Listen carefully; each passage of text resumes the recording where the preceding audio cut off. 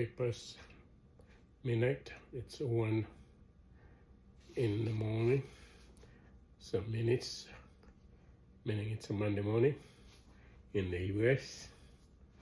And it's time for Patrick prayer and praise.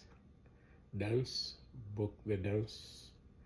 Midnight snack, I've already eaten it, leftover. And today is a very special day. I'm a strong believer in prayer, especially corporate prayer. And the request came in my page, Facebook page, of our colleague. I guess I can call them my former colleague since I've retired. A man called Mr. Scott. I can call him a nice, gentle, humble young man. If any of you have visited my Facebook, you might have read that we are praying for his son, a 2-year-old, that apparently came across what they call it, a nail gun. This is something used in construction business to do the nailing instead of using regular hammer. The nailing gun does all that for you, quicker but dangerous, I guess. So we will not go to the details, don't matter. The son picked up the nail gun and pulled it and had a nail go through his young little heart, and he's in critical condition, has been, I think this is the second, if not the third day. And I have called on my prayer warriors, and so has the colleagues at the office. I've called warriors of prayer to pray for his son, for his wife, for him, for grandmothers, and other related relative.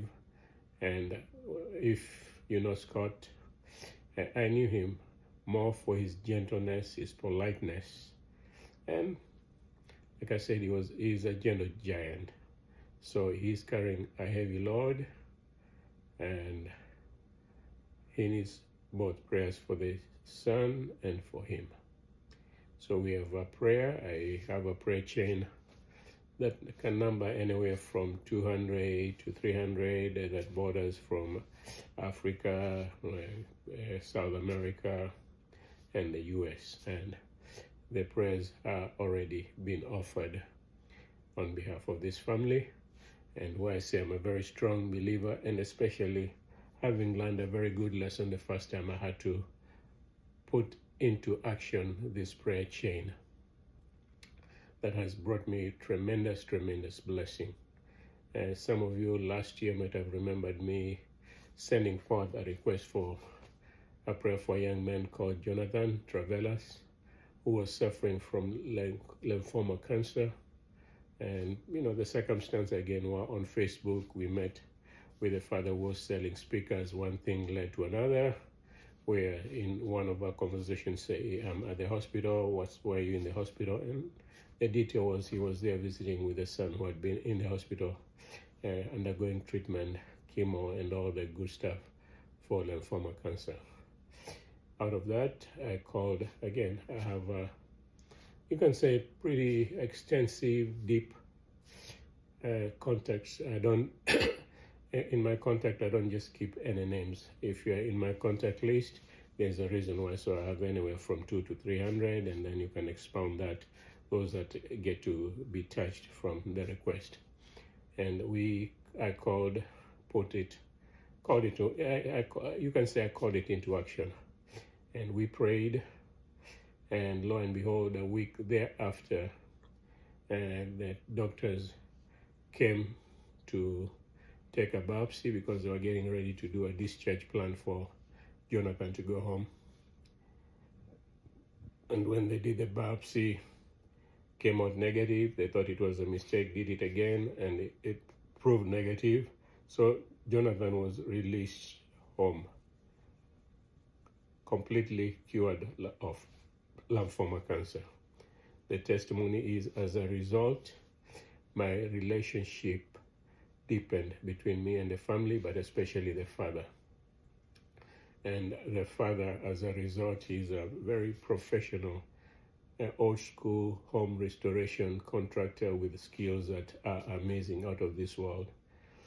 Gave me an offer for me to start a construction company, and he would come on board as my employee, and truly that has taken place. And thereafter, I needed a plumber. I wasn't there when the plumber showed up, so I complimented this plumber that showed up, and the father said, it's strange you should compliment the plumber. The plumber was my son.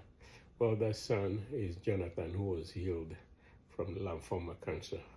So I want to record this to both as an encouragement to those who are praying for Scott's son, and even those who might have been already in other areas of prayer request. And there are prayer warriors that pray, unbeknown to most of us, who are called to ministry to pray. But there are so much more when there's a specific request has already come to us. So I've already prayed with my prayer partner, a childhood friend. He's in Tennessee. We spoke last night, and we also prayed for Scott and his family. And I do want to encourage anyone that might be seeing this, watching this, that you're not on my contact list, but you happen to land on my Facebook, Instagram, TikTok. I'm a senior that is putting social media to very good use. So I do say pray. Pray believing that when this child, before he was given as a gift to Scott and his wife, the Bible makes it very clear that God already knew of this young man, this young child, when those DNA, those cells were greeting each other, forming this mass of flesh that became a beautiful son. God said, not only was he known to him, he had already mapped out a good plan for his life. Yes, challenges do come in life that surprise us, and this is indeed a surprise. And basically, for me, I'm very specific about the prayer. It's a critical situation. The doctors, we thank God for them, but I can tell you, they are doing their level best, but they need divine direction, especially to work on a 2-year-old. It's not the easiest thing when a 2-year-old shows up in trauma. So we are praying, and I've prayed for the doctors, the attending nurses, the supporting staff in whatever role they are playing, that God might divinely lead them in the power of the Holy Ghost, that His will be performed, which includes healing. And having said that, I am thankful that God gave us an opportunity to cooperatively be part of a prayer group that you might not have thought you'd be part of. But this incident has brought the best of us and called us to prayer. There's a hymn that simply says, "Sweet hour of prayer." When God calls us, it's a sweet hour of prayer. The circumstance might be challenging, but the fact is, it's a sweet hour of prayer, because the one that we are taking and presenting this prayer to is the living God. And we call him living because his son hung on the cross. He died, was buried, was raised up. They call that resurrection. And he said he left that resurrection power to function among us. And then he rose. And the Bible said he's seated at the right hand of the Father, of power, of glory. Very intentional. There are two defined responsibility that makes him occupy the right hand. The right hand means it's a place of authority. And one of those things, he said, he is there as an intercessor on our behalf. And then he is also our advocate too. Because why do we need an advocate? Under this circumstance, the devil will challenge us. The devil will throw all kind of accusation among the family members, questions will be asked, and so on. So he occupies both positions. He intercedes on our behalf, meaning he knows the pain that Scott and the wife and the family are undergoing because he lived here humanly in flesh. He suffered, he knows what pain is. He died, he knows what death is, but he has experienced something that is our hope. He rose again from the death. And that is a promise that he has made to as many as would believe in and call upon his name. And even if you haven't called on his name, there's a promise that everyone will be raised from the dead. And the only problem is whether it's a good problem, it's a problem, depend on which side of the coin you want to see it. It says there were those who will be raised to judgment, and there are those who will be welcomed home. That is a discussion you need to have with God, not with me. But he has made an invitation to any that is willing to receive his love, to receive his saving grace, to receive the invitation to this place that he calls actually your permanent home. There's a song that Jim Reeve sang long time ago, and he said, this world is not my home, I'm just passing through. And I'm sure many of you don't need me to tell you that yes, we are passing through. You just drive by Rosedale in Linden, as any cemetery that you see. There are people that we know that are buried there. Good friends, good memory. And they were here, they passed through, they blessed you, but they were just passing through. So that's the attitude that you need to be aware of, that you are here as a blessing to somebody. So Scott has come in our life as a blessing. He was a blessing to those that actually know him. He is quite a gentleman. So we want to return this blessing. We want to enter into this family and be a blessing to them. Support them in whichever way. Those that know them intimately, you don't just pray for them. Take the opportunity to visit with them and comfort them. My other testimony is we've been put out of the house for now a little over 10 months, and the house is just about to be available for us to move back in. So I had the best therapeutic opportunity that reminded me that yes, I'll be home soon. And that is on Friday and Saturday. I spent the 2 days cleaning the yard. Everybody's that had an opportunity, the yards were clean, leaves blown, and so on and so on and so on. Well, mine wasn't done. So it gave me a good opportunity on Friday to do my front yard, and yesterday, I did my backyard. And what's the advantage? The advantage is I did it once, don't have to wait for the leaves to fall again, and I am done. So my next step is I'll be calling Bartlett in Clark to deliver for me some mulch, so that I want to mulch the flower bed while the flowers, especially my bulbs, are dormant. So when they grow, I don't have to deal with the weed, and I know I don't want to have to deal with the weed because I have an injured back that gave me quite a feast Friday and Saturday, and I just want to avoid having to pick up the weed because my back is reminding me the teenager that used to do the twist from one end to the other end of a dance floor. I can do quarter floor, but I can still do the twist. So don't write me off. I'm still a teenager. So I was tremendously blessed. And I made a promise to God. If you visit my Facebook, you're going to see posting I did of how glorious and marvelous my yard is when the flowers are in bloom. So I promised God I'm returning to a home that I'm going to consecrate to him, because The Patrick that he delivered from the torture, the torment, from the hands of the devil is a new Patrick. A Patrick called to a purpose.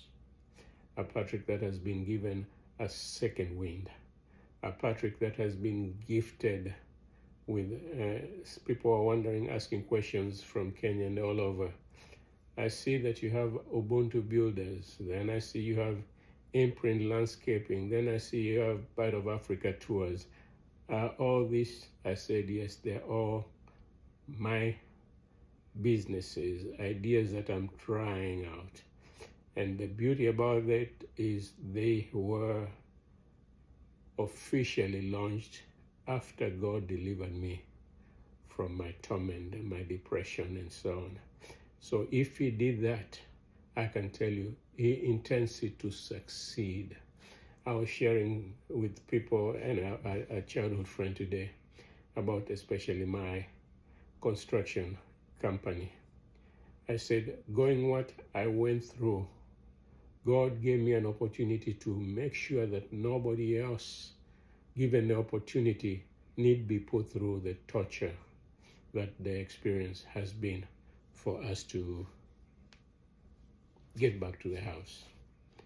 And it's good to wait on God, because you get a fraud and then God decides, if you were not that wise to allow a fraud in, God decided out of mercy and goodness, because you lacked the know-how, he decided to pick the second contractor, the Chris Knight of the Knight Construction Company. He's good, especially basically he's top-notch carpenter in furniture and so on, and has ventured out to doing construction. So I remind him over and over every time we meet. If there is any attitude that I need to have, I can't afford to, because I did not hire you, God did. So if I have any complaint, I'll take it to God. If I need to be patient, he's given me that. And that's why I told him, I think it was Friday, that I want him to hand me a completed. And when I say completed, nothing pending. There were things that, he were kind of pending, but he was of the attitude that if we wanted to move in, we can move in since the bedrooms are ready. And at first I was ready to do that, but in hindsight I said, no, since I want to consecrate this new home, it's the same address, same location, but I can tell you for sure, take it for free. We are not going back to the old house. We are going back to a new house, because God's hand has been involved in completing it, repairing it. All the nicks and nose repairs that we were unaware, God made sure that they were revealed, taken care of. So like I said, it's the same house, same address, but not the same house. It's a new house. So that being said, those are my excitement of this weekend, Friday into Saturday. And I was so beat that I decided to just sit back. God reminded me in my body that I have a human body. So I took the day off and then joined my family at Mount Zion AME in Melbourne to lift up holy hands with them. I did that quietly because I was popped. But that being said, still, God was so good, he gave me a testimony. Finally, spoke with my childhood friend. We bought the property in Zanzibar together, me, him, and the wife. So there's a question I needed answered. So yesterday I asked him, let's talk about Zanzibar. I want to know, what is your going forward word? And he gave me the answer that I was waiting to hear. And the word is, we are going to build a holy, anyway, the building can't be holy, but we are going to be building a place in Zanzibar. as residential, a place of villas, and so on, where any of our friends, strangers can come for refreshment. Zanzibar is it's an amazing place. If you have ever gone to a place where you show up bottled up with all stress and your body is about to explode, and you get off the ferry, if you come from Dar es Salaam to get to Zanzibar, you use a ferry, or if you fly in direct, I can tell you, you land in Zanzibar, their laid back way of life, it's like they are waiting for you to welcome you and say, let me take your stress. And when you give them, if they're willing, they don't keep it. They pour it out where it belongs. And I can tell you, you know that happens. And that's the blessing of Zanzibar when you are now leaving the island back, because it's like they poured the stress, but they didn't, instead of pouring it out of into the ocean, it kind of packed itself waiting for you on the ferry, and all of a sudden it's like it jumps on you on your way out. Say, you're going back to stress, this, that. So we are trying to construct, build, design, prayer, a place where people can actually come out, relax, pray, make new friends. There are a lot of friends that are settling in Zanzibar, and we were blessed to have our property actually to just show you how humble the people of Zanzibar are. Our immediate neighbor right across the street is the president of Zanzibar, and you can ride to his property with no security checks. I mean, when you knock on his gate, there's security. But other than that, you will not know that the president of Zanzibar lives right across, is your neighbor. So we were blessed in that respect. Initially, we were kind of concerned because there were some details that we were unaware. But the good thing is, in Zanzibar, if you have a pension, retired, getting residence in Zanzibar, buying into Zanzibar, it's pretty kind of straightforward. They do make it easy. There's no welfare system, so they will welcome you if you don't lie to yourself thinking Zanzibar is waiting to feed you on coconut rice and biryani. No, there's no welfare. There's no place where you can show up and they will give you coconut rice. But if you are capable, you have your social security and pension, and you can prove that, Zanzibar is a welcoming island. So a lot of people are moving into Zanzibar. In fact, one of the immediate neighbor to where we are going to be building is a former military guy, and his wife who was a teacher for 15 years in South Brunswick, who decided enough is enough, stress is enough, and they moved to Zanzibar, bought a property from my niece, and they finished building themselves a palatial home. And I was talking to my niece recently, and they have already brought their parents into Zanzibar. So as you listen to this testimony, I'm just letting you know the Bite of Africa tours will be having their own permanent presence in Zanzibar. Not only a place for you to stay, Patrick will be waiting for you to either personally welcome you, or my childhood friend or the wife will be there waiting to welcome you into Zanzibar, where we can say welcome, feel at home.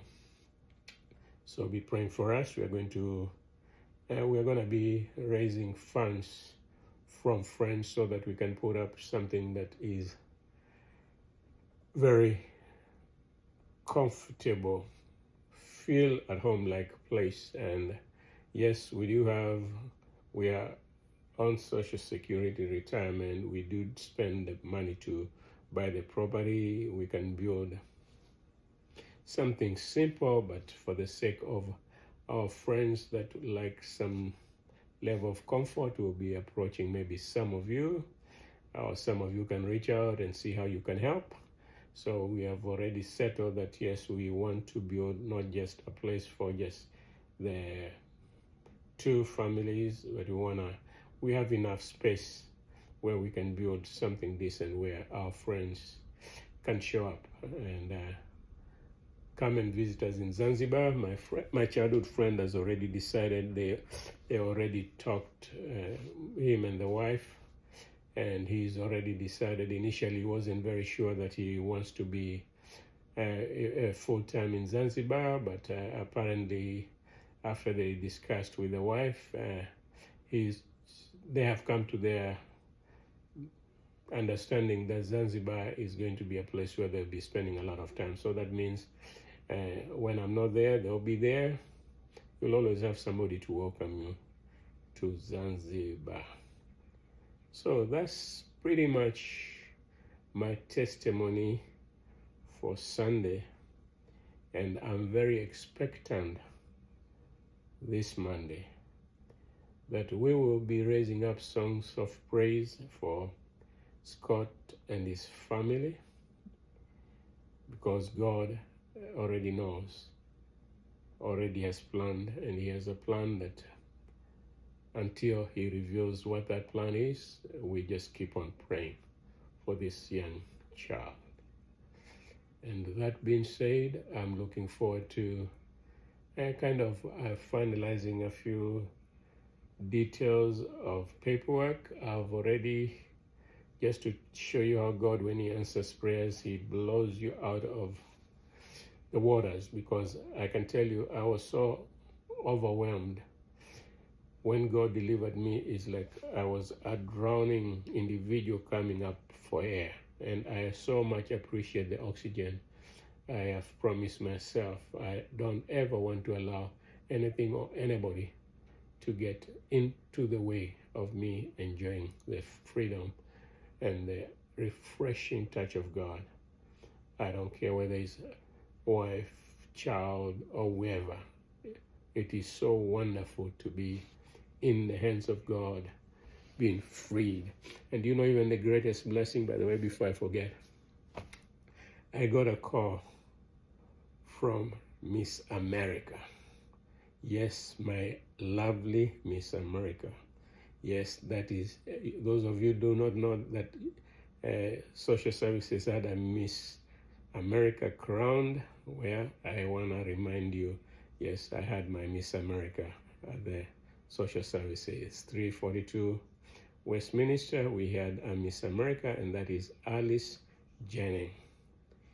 I had not heard from her for a long time. We had gone out for lunch. We used to talk often, and then we all went quiet. So guess what? Yesterday she called. You know, when you say you're always thinking of somebody, you're thinking of calling, you're wondering. Well, she called yesterday, and I'm completely blessed. So there are plans for me to have a date with my Miss America, and very soon. I mean, there's nobody like Alice Jennings. If you have ever met anybody that blesses you by their smile, by just embracing you, if not a physical embrace, just a laugh from a distance embraces you, a smile, a cheerfulness. So to my Miss America, soon we'll be going out for lunch. And for the rest of you who are jealous, hang on in there. Soon I'll be free. I've been doing midnight snacks, cooking them, eating them. I had some left over just a while ago, and that's part of my new routine. So my new routine is Patrick, prayer, praise, dance, cooking, and of course, there's a new additional. I'll be, after I log off this one, I'll be doing some few hymns. I want to introduce the youngies, the teenagers, to singing hymns. It's the most beautiful thing that you can do. After you finish dancing, jumping, hallelujah, praise God, then you calm down, you cool down by singing yourself a wonderful hymn. So be blessed. Again, Patrick, prayer, praise, dance, Sheffy, midnight snack, and hymns are part of this package of being delivered from God. And I'm having fun. I can tell you, I'm having fun. But some of you are surprised. You say, I thought he was supposed to retire, get himself a pillow. and kind of disappear out of no. I'm gonna pick up and kick up as much dust, good dust, as I can before they commit me dust to dust. Be blessed.